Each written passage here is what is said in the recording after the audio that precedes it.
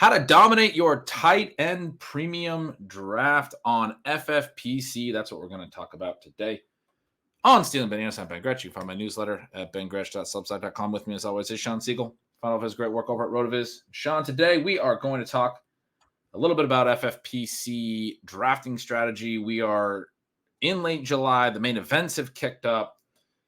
There is a lot that is fun to look forward to between now and week one. There's a lot to know about FFPC and their format that is fun to think through. They have the tight end premium that I mentioned in the title. They also have the really fun element where they have 2 flex spots. They do 2 running backs, 2 receivers, 2 flexes. And then with the tight end premium, I mean, sometimes you wind up playing, tight ends in the flex. You can play 3 tight ends. You can play 4 receivers. You can play up to 4 running backs. There's a lot of ways to do it. It is single QB. We don't have the, crazy quarterback side of it quite yet, but obviously the quarterback strategy is important as well. But it really levels the positions, the tight end position in particular, with the premium, with the multiple flexes. You'll see people hit 2 early tight ends, and it's not that crazy, really. I mean, you still have room to take another tight end later and potentially start all 3 of them. You'll see not only the top tight ends go higher, but also guys that you're used to as sort of late round tight ends, maybe an underdog or on best ball formats, be 12th round picks or something. And the opportunity cost is a lot different from the top to the bottom at that position. But there's also a lot of other ways you can play it. You can get really deep at receiver, as we like to do, and play with 4 receivers all year.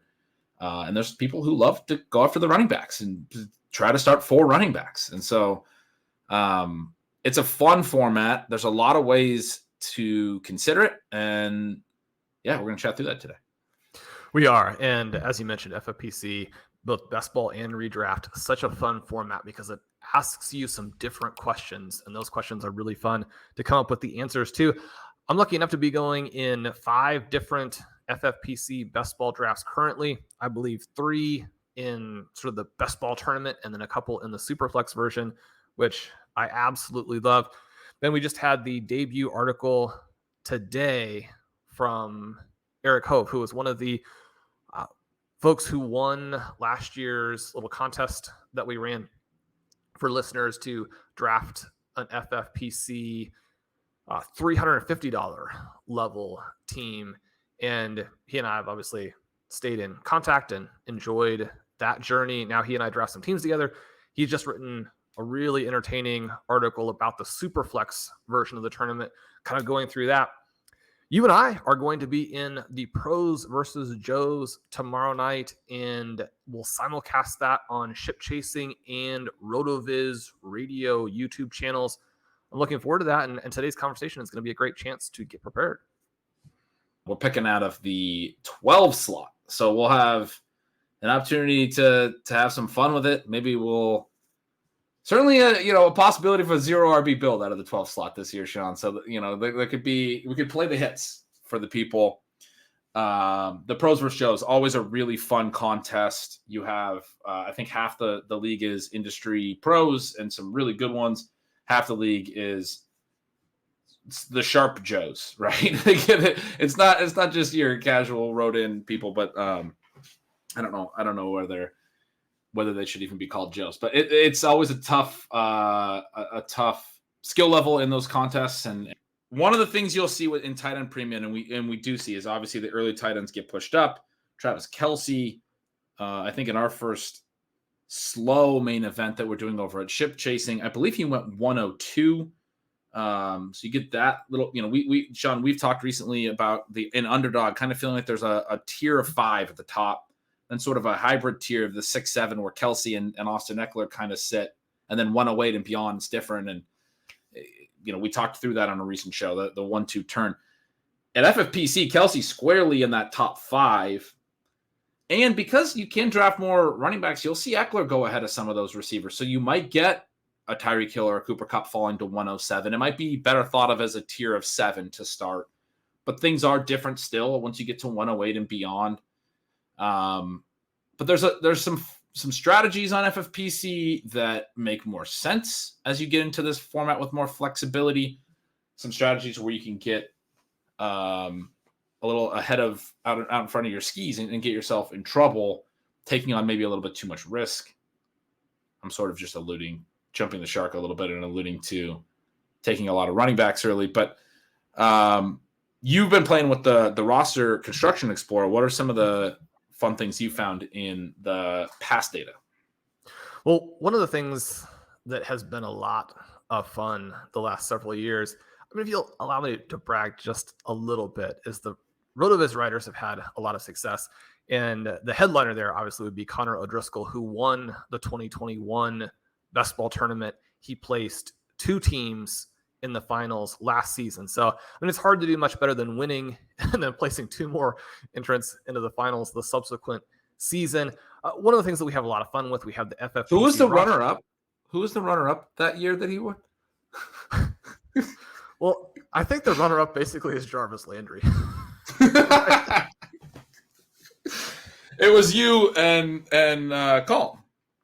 Yes, and Blair. We had a Blair on an OT episode and drafted the second place team. Jarvis Landry did not come through for us in the final game. Sometimes that'll happen. Not to cut into, to give in Connor his due because he deserves it, but you weren't going to give yourself your due, so I had to chime in there. Well, I do appreciate that, and it's just so much fun to play with the Roster Construction Explorer, the Command Center. We've got an ADP and exposures tool that will let you do a lot of fun things there. Make sure you understand how players are moving around. The Best Ball Win Rate Explorer allows you to go back, and one of the things that is fun to look at are these positional heat maps. What areas have been strong for your position? What areas have been weaker? You play with those in the Roster Construction Explorer and see if those are consistent year to year or if they're mostly flukes that are simply representing the big scores that went off in any given campaign. Then we know that individual player performances are going to make a huge difference in what actually happens, and some of those things are not going to carry over.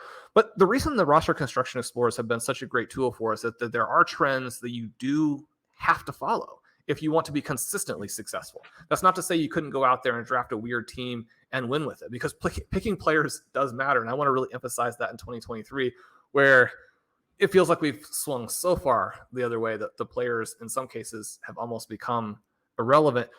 But Connor is putting out a series, and it's a great read. You have to check that out when you're getting advice from the performer who has done so well in it. And you've mentioned these tight ends, and his first entry in the series focuses on the elite tight end and then getting that second elite tight end. And one of the notes I think that was just so interesting from looking at his 2 teams that made it through last season, and to follow up on your note about how tight ends can fit in the flex, one of his 2 teams that made it through had Kelsey, Kittle, and Higbee all in the lineup in the week 17 matchup that gets you through the finals. His other team had Kelsey and Hawkinson. And so you think through that, and one of his teams had 3 tight ends, and it didn't even have the massive score of 42 points that carried his other team into the finals. These tight ends can be a huge weapon, and that's why we're seeing Kelsey at the 103. It's why we have Mark Andrews in the middle of the second round. It's why we have TJ Hawkinson at the 304. And it's why we have George Kittle and Kyle Pitts there in the second half of the 4th round. And you might start to think to yourself, well, I mean, that feels a little bit uncomfortable when you know that Kittle has struggled with some injuries, and now this target volume pressure that he's under with 2 of the best wide receivers in the NFL also in that passing game. It makes you a little bit uncomfortable when you think about Kyle Pitts and how low the passing volume can be. But coming right after that, we have Dallas Goedert and Darren Waller in the first half of 5, and you have Evan Ingram in 6. So we continue to see this tight end effect all throughout the draft, where if you're not comfortable grabbing those guys early, you're going to actually have to take some tight ends at prices that feel equally uncomfortable late. So that's the first dynamic that you have to deal with when you're looking at FFPC and how you want to play either best ball or redraft.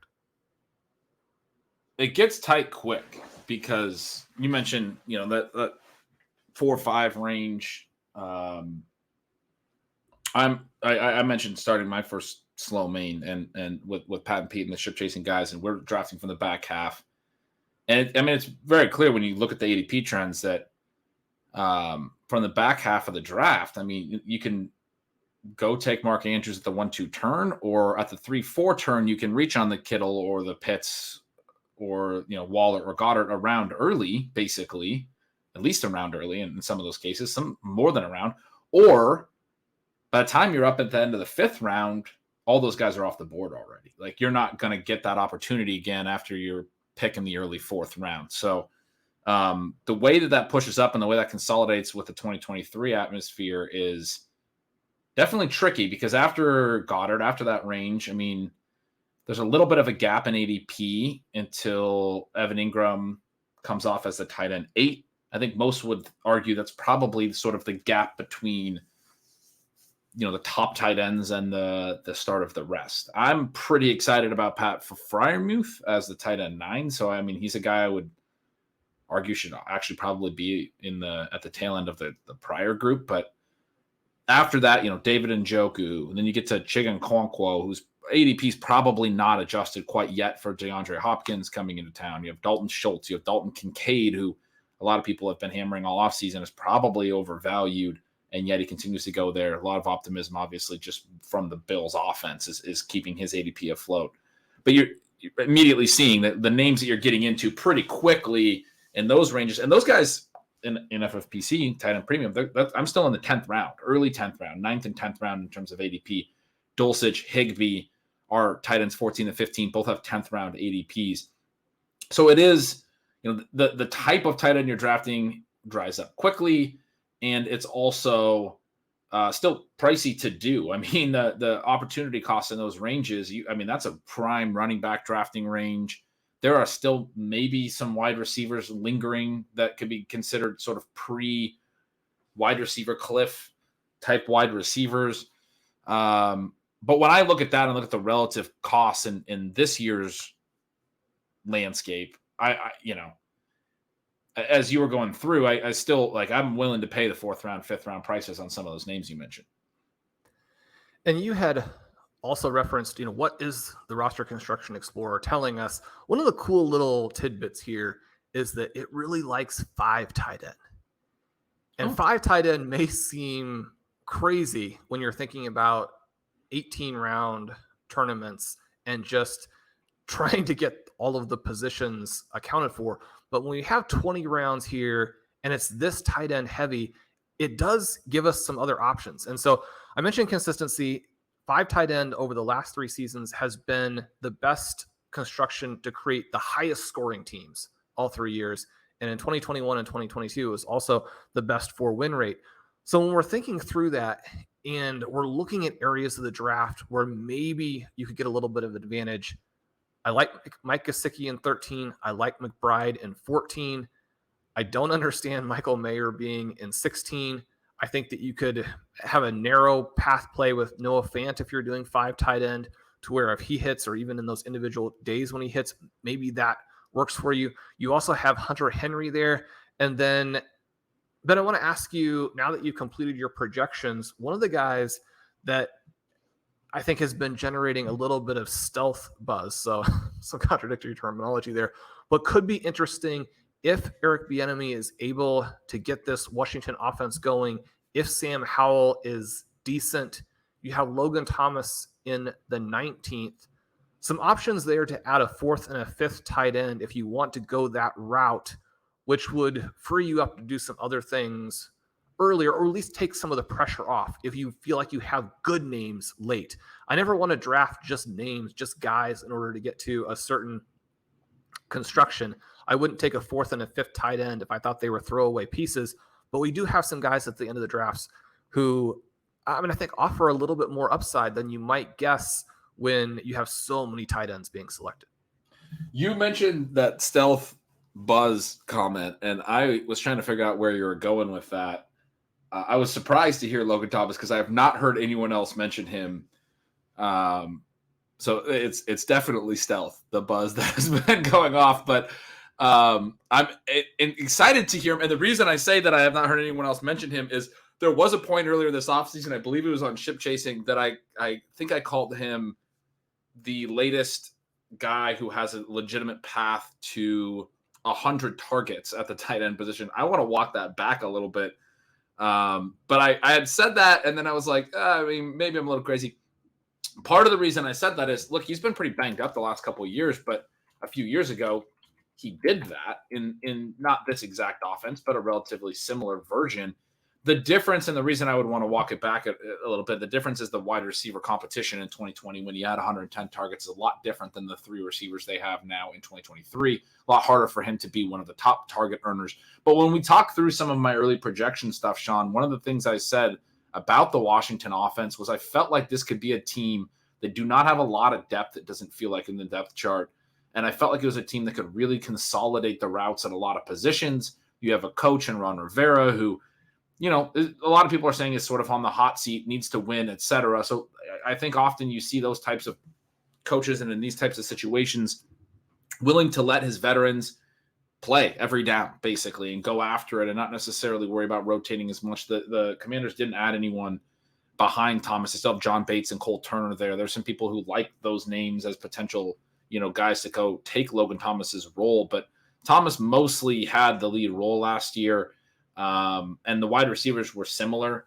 It was mostly the main 3 guys running a lot of the routes. So this is a team that to me looks like they have the potential to be really consolidated and concentrated and who's running the routes. Again, as long as Logan Thomas is healthy, he has the potential, I think, to run a lot of routes for them at tight end, which is a big part of the late round tight end equation. It's just, you know, it can be. It is like finding somebody who is going to run 600 routes can be a pretty big part of getting you ahead of the game. So anyway, I thought that was interesting because I was a little bit exuberant about him when I first did my research on Washington, but glad to hear that you think he's interesting. I think there's other names late that are worth mentioning. I mean, Dawson Knox is one that you didn't bring up, but I mentioned Kincaid, the conversation about whether he's maybe a little bit overvalued. Yes, they added a first-round tight end. Yes, that could be a problem for Knox, but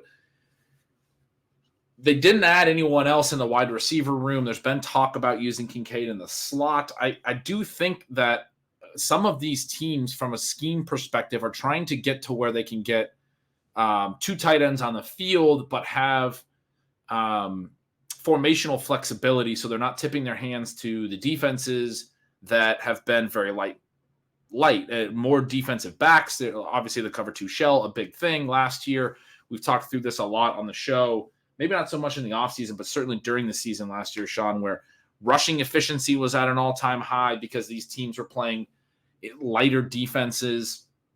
And so I think there's a few teams that have done this. Like you look at the Giants going out and making their big acquisition, beat Darren Waller. I don't think they're completely out on Daniel Bellinger. I think they can put both those guys on the field, potentially run the ball against 2 tight end sets against nickel and dime defenses that they will run effectively against when they have those extra big bodies blocking.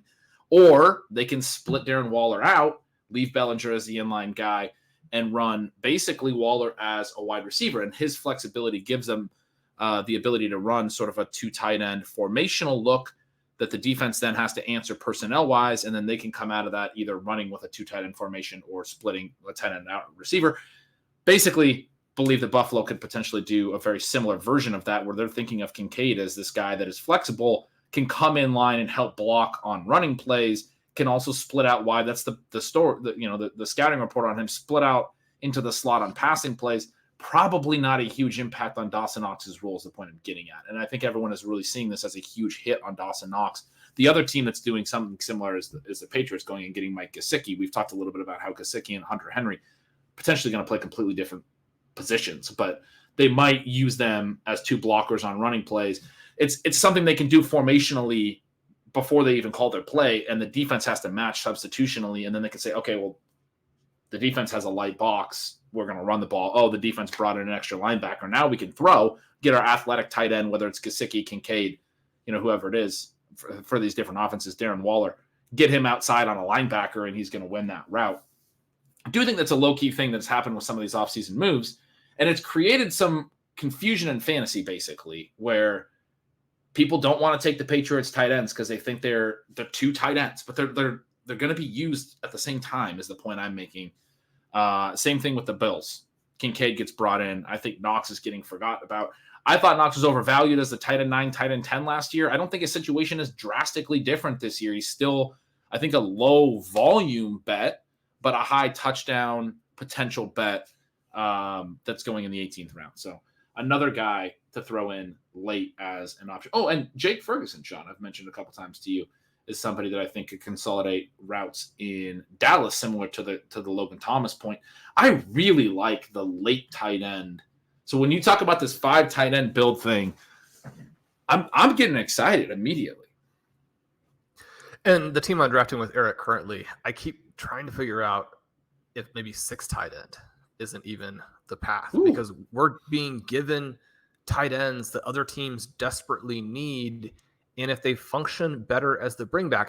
And I'm always a little bit skeptical of using the tight ends as bringbacks in Underdog because of some of the differences in scoring and that type of thing. And yet, when you're looking at a Mayer playing off of Patrick Mahomes, so if you started with a Kelsey Mahomes build, for example, and you need that Chiefs setup to carry you through because you started with a tight end and a quarterback as opposed to any running backs and wide receivers there early.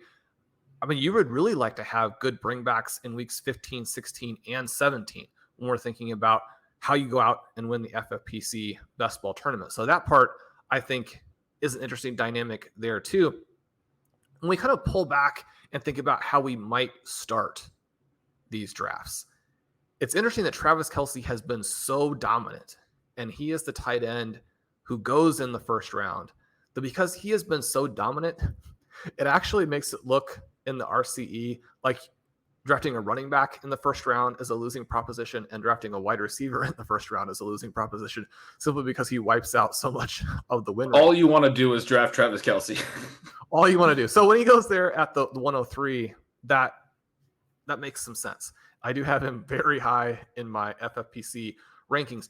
When we take a step back from that, however, one of the things that we are seeing in FFPC a little bit differently than some other formats is that because it's a 2-2-2 format and you have the 2 running backs, the 2 wide receivers, and the 2 flex, it's a little bit more favorable for any situation where hitting on a bunch of running backs actually works. We've talked from time to time how this massive move in the direction of wide receivers in 2023 ADP creates some opportunities to go double anchor running back, especially if you're in the right spots and especially if you're targeting the right profiles in those running backs that you select. And yet one of the hard things about it is there are only so many spots that you can put running backs in if you have a 2-3-1 format, and you're still very much need to emphasize getting those wide receiver points. So as I look at FFPC here and I see the results over recent seasons are actually pretty balanced to where having some running backs, having some wide receivers, getting that early tight end, when that type of approach works, then I want to see, well, how is that going to be affected by the move here with ADP? And so we look at the FFPC numbers and it's not as staggering, but you're only getting the 8 running backs through 2 rounds, whereas you have the 13 wide receivers. You do get quite a few in rounds 3 and rounds 4. You have 16 running back to the 22 wide receivers, so it's a little bit more balanced. When I pull up the Win the Flex tool, which is a tool that Blair Andrews has put together to give you implied points by ADP using historical seasons, what the current ADP in this format is giving us is a relative balance between running back and wide receiver. And one of the things that we've always seen in the past were that running backs were overdrafted. And the argument was, well, I mean, you want to get those anchor running backs and the market is pushing you to do it. Well, the easy response there was that you can find points at the running back position. And because running back, it's a great way to counterattack by taking the players who score more points and then making sure your roster is set up to benefit from that. It may not be pure 0 RB like it might be in other 2-3-1 formats of either the half PPR or the full PPR variety, but you want to understand that dynamic. Now that I'm seeing the scoring more even, I do think that it frees us up to really target the players we want in the pockets that we want and be thinking about profiles at the 2 different positions that we really like in where there might be exploitable areas. So, Ben, you mentioned at the top that we're going to be drafting out of the 12. That's a pretty fun place to go 0 RB. it's also a place where you could arguably start Nick Chubb and Jonathan Taylor. And so Chubb has the earlier ADP here. When I see that, my mind initially revolts against it. And yet there is a possibility that we actually see a flip in the profiles for Taylor and Chubb to where Chubb is the full back who gets some receiving EP, scores some receiving points, and that Taylor doesn't, and that maybe Taylor has to be valued like a Derrick Henry or a Nick Chubb. So the question really then for Taylor would be, and this is something that you and I have debated a little bit, and it comes down to what the quarterback play is going to be, what the play volume is going to be like. When you're talking Jonathan Taylor, are you talking Derrick Henry version of it, or are you talking Nick Chubb version of it? Because those have been two very different guys in reality. Derrick Henry actually cheaper than both of them. And so when we're looking at that turn and we're thinking pockets of players, we're thinking, how is that going to be in rounds 3 and round 4? You mentioned how if you're on the right side of the board, there are some huge challenges from a tight end perspective. I'm assuming I don't have to sell you too much on an A.J. Brown, Garrett Wilson start, which by ADP, those are the two guys who are just sitting there begging to be drafted.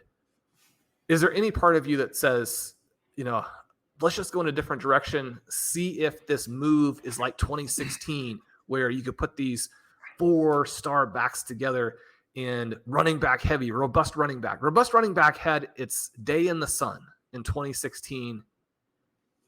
Are we back there for 2023? Are you comfortable going Nick Chubb, Jonathan Taylor, Najee Harris, Travis Etienne with your first 4 picks? No. God, no. Are you kidding me? I'm not comfortable going Nick Chubb, Jonathan Taylor.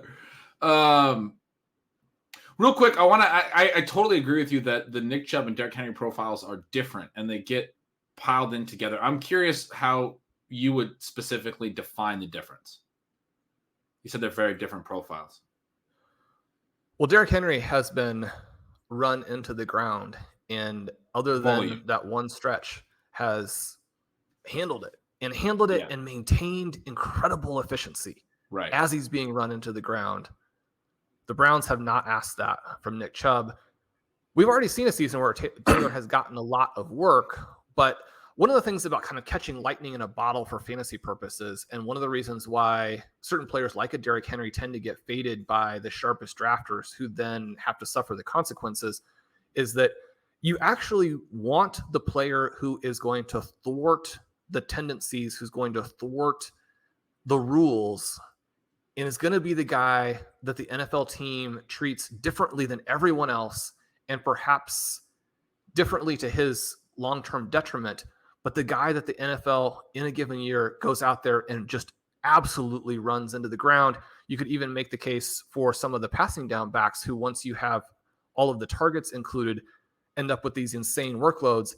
I mean, what you're looking for in those first couple rounds are backs who are, and it's not really mistreated, but like, quote, mistreated by their NFL teams. Right. And that would have been the biggest difference for me as well. I was curious if we're on the same page there. We obviously are, as I say that.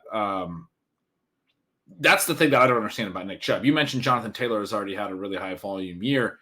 In 2021, when he was, a star, he had more carries and more receptions than any season of Nick Chubb's career on either side. Chubb has not had matched the volume on either side in any season. Taylor also, all 3 of his years of his career, he's had at least 2.4 receptions per game. Both Chubb and Henry neither Chubb nor Henry have hit that number in any season. They've had 12 combined NFL seasons. Taylor's hit it in all 3 seasons, 2.4 receptions per game. He's going to come down a little bit with Anthony Richardson in the fold, but as you mentioned, a little bit different profiles here. They're similar, and there's a reason people bucket them together, but it is important to talk about that little nuance, right? Like the Richardson thing hurting Taylor's receiving is important, but also, I talked a little bit about in my recent Stealing Signals write-up that, if Gardner Minshew comes in, Taylor's got receiving upside that Henry and Chubb have never shown with a lot of different quarterbacks. So we're talking about Richardson hurting Taylor, but starting Taylor from a higher benchmark, sort of bringing him down into the Chubb-Henry fold. He could go below sort of where Chubb and Henry could be. And Chubb and Henry maybe have a little bit more receiving upside, but you're buying into something that hasn't been there for a lot of years of talking about it potentially being there. And you mentioned with Chubb, the rushing heavy workload has not been there either, even dating back to college where he wasn't a workhorse, which Taylor was, right? He was a part-time runner with Sonny Michel at Georgia. Chubb, obviously an incredible player, but there has been a cap on his workload or his overall touches at basically every stop of his career dating to college. You're talking about needing that and then him needing to maintain the efficiency at a different level of volume. It could happen, but he's like 27, 28, I think it is. I'm much more comfortable betting on the 24-year-old Jonathan Taylor, who in his last fully healthy season in 2021 had that already, that volume and that workhorse ability, and had that in college in his profile. And to your point, if you want to bet on Nick Chubb, you might as well bet on Derrick Henry around later, who has done it as well at the NFL level over multiple years. He's older too. There are concerns all throughout. Anyway, I don't think we're really seriously considering the Chubb Henry profile. I think you and I both are very interested in Jonathan Taylor this year, and that's somebody we could talk about the 1-2 turn. But in terms of starting running back, even just the first 2 rounds, you talked about, would I be comfortable starting in the first 4 rounds, 4 straight running backs? The reason I wouldn't be really comfortable doing that this year is I do think as draft rooms have gotten more efficient, and something we've seen on Underdog, the receivers have gotten pushed up. Shawn, we've talked about the running back dead zone being different this year. Running backs have been pushed way further down. It's a little bit different on FFPC, certainly. But I do think the running back dead zone has also been viewed differently by drafters. Some of the boring volume dependent older backs are pushed down. Some of the exciting, harder to project volume-wise, but exciting athletic profiles and youth and those types of things have been pushed up a little bit. I'm talking about, Jahmyr Gibbs. I'm talking about some of the second-year players like Kenneth Walker. I'm talking about even J.K. Dobbins, who's missed some time, but we're still projecting to be potentially a really, high efficiency and like just legitimately really good player at running back. And Shawn, we've talked on the show about how talent is probably, it's difficult to quantify at running back, but it's probably one of the bigger edges in fantasy football at this point because the volume stuff, what the offenses are going to be, what Vegas is expecting from the win totals and everything, all of that's built into season-long projections. It's all built into ADP pretty effectively. You can have some disagreements with what the market thinks about certain offenses or about certain running back roles, but a big edge can be found when you just have a different disagreement on how good a running back is. If a running back's capable of being really special and creating a lot of big plays, a lot of long touchdowns, similar to Jonathan Taylor in 2021 when he has this season where he scores a ton of long TDs. The point I'm trying to make is I think there are profiles like that pop up throughout the dead zone now. And because of that, and because I still want to get adequate receiver depth, I want to be available, flexible, nimble to take a tight end value if we find one that we really like. Maybe one of these 5th round guys falls to the 5-6 turn. Boom, we want to take that if we can get it. Maybe at the 7-8 turn, we were sitting there looking at Pat Freiermuth, and he makes a lot of sense to our build at that point. Boom, want to take that.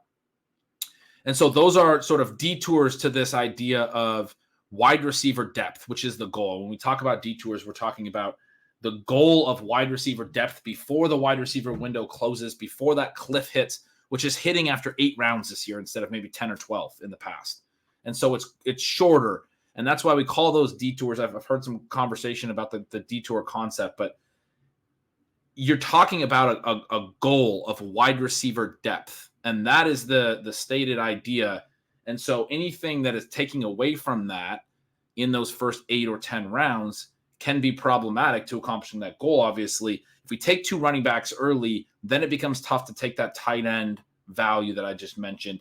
It also becomes tough to consider maybe Jahmyr Gibbs falls to the 3-4 turn. Do we want to take him as another running back? Or you mentioned, possibly starting 4 straight running backs. That to me is sort of an immediate no. It becomes really challenging to then get enough wide receiver firepower.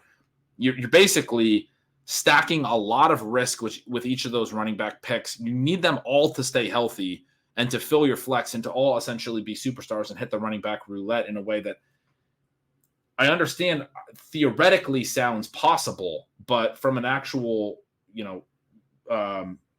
practical standpoint, when it actually plays out, you're really increasing your risk and your bust risk to the extent that, like, even if you hit on one of the superstar running backs who defines this season, you might have 2 busts with him in the first 4 rounds. And, you're not winning even with the superstar running back. We talk about win rates. Sometimes win rates at the very top often are settling in 30-40% range. That means more than half the people that are drafting, even those superstar players, aren't winning their leagues. And you're not winning it when you do something like that, where you take 4 early running backs, and even if you hit on him, you have a couple that fail alongside it, and you have a lot of missed opportunity in the additional picks in the early rounds. So anyway, taking too many running backs early, kind of a no-no for me.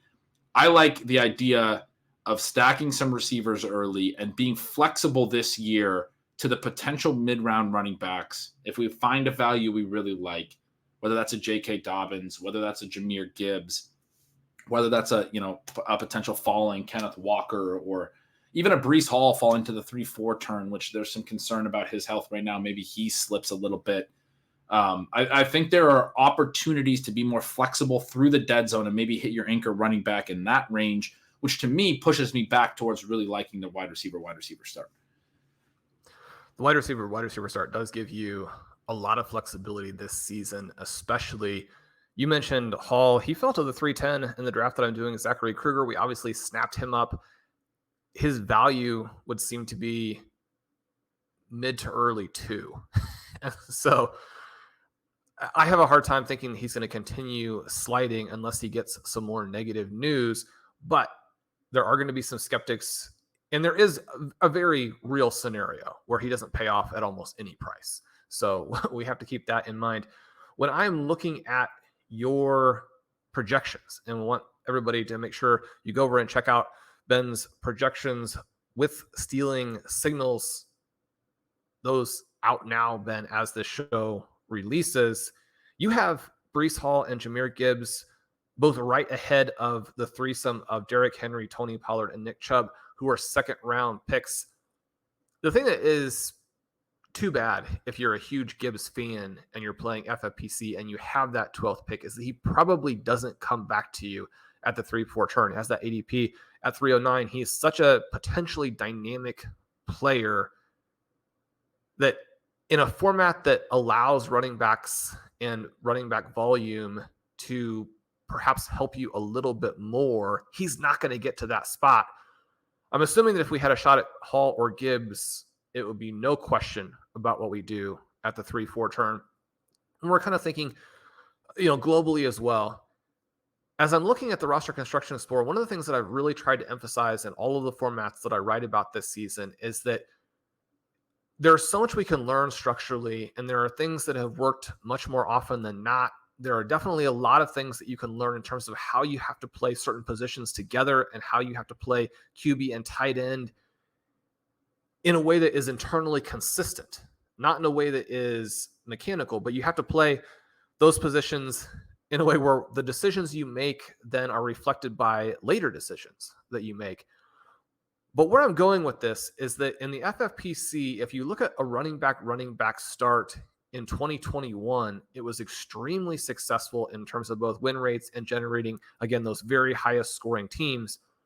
When you look at it in 2022, it was fairly catastrophic. And the opposite is true for wide receiver ×4, or the sort of soft version of 0 RB. And the obvious reason for that in terms of the 2022 success of 0 RB is not so much what the receivers were doing, but simply what you got from guys like Jacobs and Pollard and Stevenson and Miles Sanders. The dynamism that you talked about, or the impact that those supposed anchor running backs can give you in rounds 1 and round 2, even if they play okay, that is completely neutralized if you get those big performances from the mid-round guys. And for the reasons that you mentioned, I would expect that to continue this season, even and especially because of that ADP change. And that kind of gives us a 3-4 that is interesting and still a little bit tricky, where you have Keenan Allen, Amari Cooper, Najee Harris, Debo Samuel. If you get Allen and Samuel, I think you're pretty happy. If both of those guys happen to be gone, then it's an interesting group because you have Harris, you probably don't want Cooper, you probably don't want Calvin Ridley, you probably don't want Travis Etienne. Gives you a running back, but it's a reach, and you prefer really to draft all of your running backs at discounts. You have Joe Burrow in this range where his receivers obviously are not.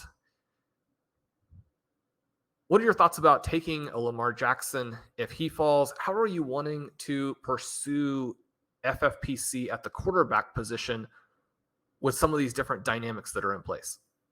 Yeah, we talk about, when things get flat, taking the quarterback. So I think as you're talking through that is a range that feels very flat, and taking the Lamar Jackson path there makes sense. I guess I would be a little bit intrigued by Etienne. I mean, you mentioned it would be a little bit of a reach by his ADP here, and that's in part because the tight ends are pushed up a little bit in this format. But I don't really mind him at the 3-4 turn. I think there's a very flat range again, so it's sort of like the same tier.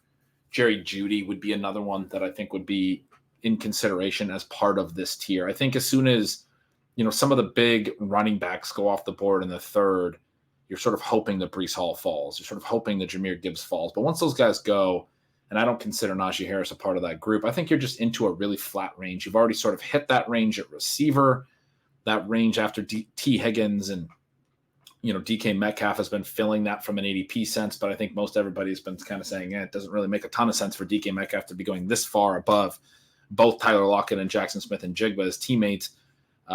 Keenan Allen was previously going way too low. Sean, both you and I were quick to point out that we thought that was too low for him, and he very quickly filled that gap as well. He shot up. Now he's wide receiver 16 as FFPC opens, and in an Underdog, he has also shot up to a third-round ADP.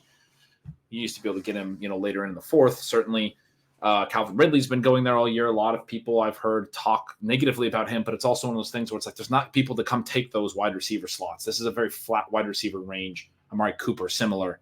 And then flat at running back, I think, after you get outside that top 12 or so, and Najee Harris comes in, and Joe Mixon has risen, but that's where he stopped, right in this flat range, right? And ETN's there. You can kind of call this the start of a dead zone if there is a 2023 dead zone. Over at FFPC here, you can see that Aaron Jones comes in the fourth round. There are, I mentioned him specifically as a guy who I think makes sense as sort of a dead zone-y type this year, where the market knows what he is as a player, knows what he can do, what his ceiling looks like, and isn't buying into it. That's the way I've defined the dead zone a lot of years is what is the market buying? There's a wisdom of the crowds element here, and Aaron Jones, previously a second-round pick, a lot of years of his career, he's an older back. The offense is not probably going to be as good without Aaron Rodgers, and people are not willing to buy into Aaron Jones as much more than a fourth-round guy. That's sort of a dead zone-y profile to me. But yeah, it gets really flat there. So I think Lamar Jackson, becomes in consideration.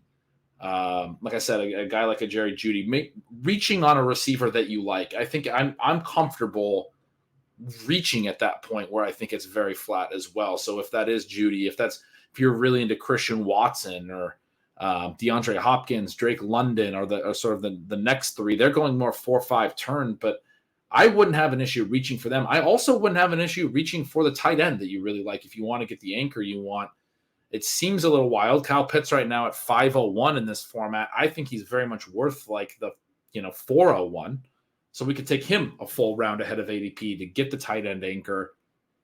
It's very dependent. The Pros vs. Joes is a best ball format. I should probably mention. I'm also sort of talking through this from a managed sense. I think those are very different. And when you talk about like the 5 tight end builds, that actually really intrigues me, and it doesn't make me want to reach a full round on a tight end because we could potentially manage the best ball aspect of it with volume late at tight end in the current 2023 landscape. In managed, I would be more interested in potentially reaching a full round on a Kyle Pitts, where, we're just right back into the same shenanigans we were in again last year, but I think he still has adequate upside to beat that in a tight end premium format. I still think the upside profile exists on him It could also be Kittle, it could be Waller, it could be Goddard, it could be any of those guys. But I'd be willing to sort of make the reach as another way to address this flatness that I'm perceiving. And you mentioned Kyle Pitts there. As you do, I want to throw in a little plug for the RotoViz overtime episodes this week, where we had the 2021 regular season underdog champion King Cap on. Not only did he obviously draft a very good team, but he was wildly entertaining. And he was suggesting that we could get some individual games from both Drake London and Kyle Pitts where they could get 16 targets. So load up the bus. We're going right back. If I ever get a Kyle Pitts 16 target game in his whole career, I'm going to be running around my neighborhood. You're going to be calling the cops on you. They're going to be calling the cops on me. Yeah, when I look at the players available there, it becomes very intriguing to go Kittle Pitts. It gives you a couple shots at it. It frees you up to do a lot of other things. It puts a lot of pressure on the rest of the draft because you have two of the top 5 or 6 guys. It's going to be hard if either of those players hits, but certainly both, for the rest of the draft to then keep pace with you when you think through how this scoring works. The reason I mentioned that, I'm looking at the board, I'm looking at your rankings here. I mentioned Calvin Ridley, not interesting, but I did want to note he's going at wide receiver 19. You have him actually at wide receiver 18 in your projections. The flip side of that, or the balancing element there, is that you have almost identical numbers for Chris Godwin, and then a little bit of a drop off to the other and next player there in Deontay Johnson. Chris Godwin and Deontay Johnson, usually guys who were available to you at the 5-6. And so if you started with a couple of wide receivers, you do something different at the 3-4 turn, you come back and take Godwin and Johnson, you're very possibly taking guys who are simply better than the receivers you would have drafted at the 3-4 turn anyway. Now, the problem if we go wide receiver, double tight end, double wide receiver, is then we end up in round 7 without a running back yet, which again, especially in this format, could be a little bit tricky depending on which guys that you like. It is outside of that range that I'm extremely excited about. James Cook, a player I have a lot of and have ranked pretty aggressively, would still be available there. You could get P. Ryan after that. As you wrap back around, you can get some names like Penny and A-Chain, but you definitely are starting your draft without an anchor running back. And it's kind of funny to think that you could go even say 5 rounds in 2023 and still get an anchor. I guess I might be a little bit more reluctant this season to go pure zero RB in a format that's not going to give me a potential star when the potential stars are so inexpensive. So those would be the balancing elements there as I'm looking at those 4 rounds as a package. I just got to emphasize what you just said about how you can kind of go almost 5 rounds in 2023. And people still like to reference, I mean, we just get a lot of not very intellectually honest takedowns of zero RB or commentary on zero RB that tends to frustrate me. But one of the ones, you know, we'll reference the original piece that you've written that you wrote in 2013. It's over a decade old now, or will be a decade old, I guess, in a couple of months. And there's so much of it that is still like so useful. And we've talked about it in recent years from that context, but that was a landscape where I think in the initial piece, there's this definition that you offered where what it's like for it to be zero running back, your first running back has to be like after round 5 or by round 6 or something in that range. At that time, that meant 30 plus running backs were going to be off the board pretty easily.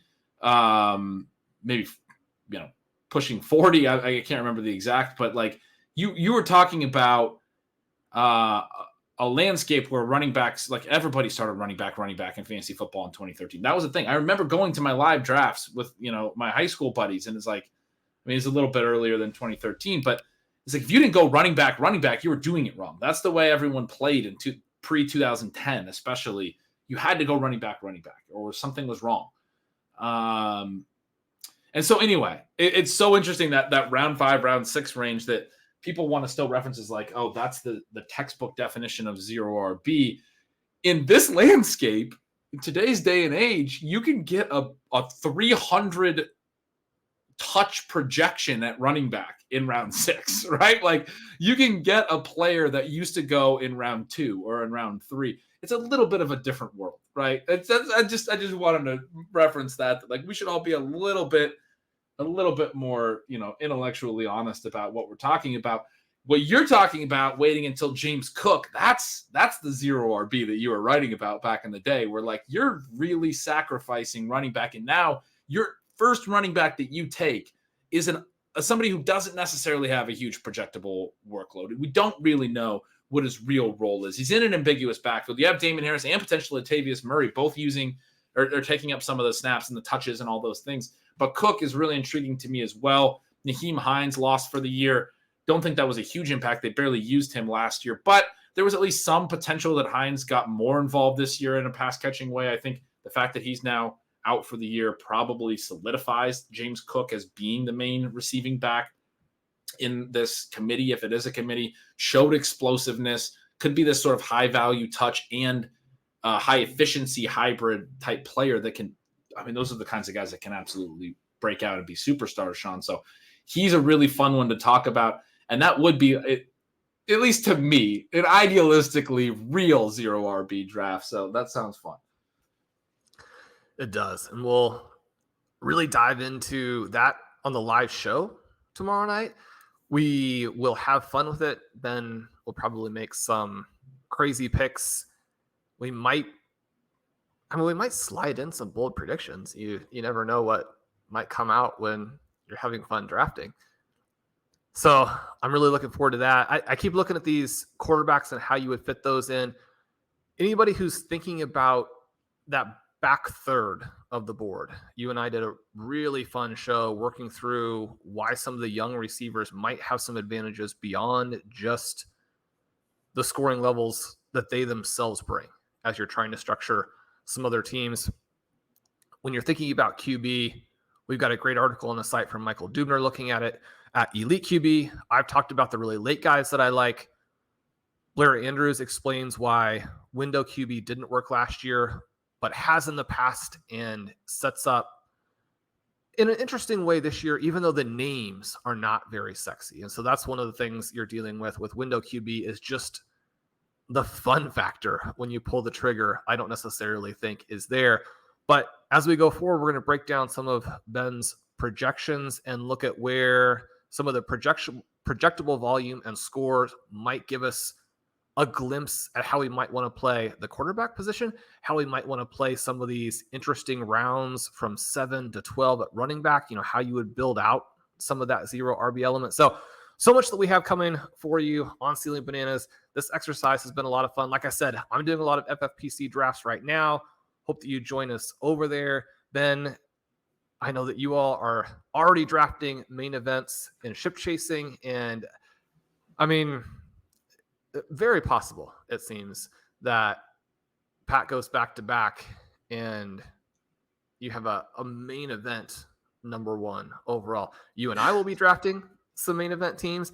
We had a team get on a hot run at the end of last season, didn't quite get there, but I don't know. That's one of those things that as I look forward to, what will be a real highlight in the next 10 years, somehow hitting a main event overall title. Anyway, it's just so fun to think about. One of the things that King Cap mentioned on the show that I loved yesterday is what a great life we have, what a great world we live in, that we can play and enjoy fantasy sports. But that's what this conversation has just filled me with, is gratitude and enjoyment of what we get to do. Pretty fired up. We're almost there too. And then we get to sit and watch football for 5 months in a row, consecutive, write about it, talk about it. It is something that I'm definitely appreciative of as well. Yeah, the season is right around the corner. Another fantasy football season, a lot of championships to be won. If it's not us, Shawn, we hope it's one of the listeners, as you always say. We do. And the listeners have been doing very well. So we are excited for them. That'll do it for this episode of Stealing Bananas. I'm Shawn Siegele. With me, as always, is Ben Gretch. I mentioned that the projection project is done. Those projections will be out to you. If you're a Stealing Signals subscriber, make sure you get over there and do that subscription. Also sign up for Stealing Lines. We'd love to have you over at RotoViz. You can use the coupon code RVRadio2023 at checkout for a 10% discount on your 1-year subscription. I mentioned a couple of the fun things we're doing at OT, so check that out as well. And until we are back, keep drafting, have fun. We love you guys.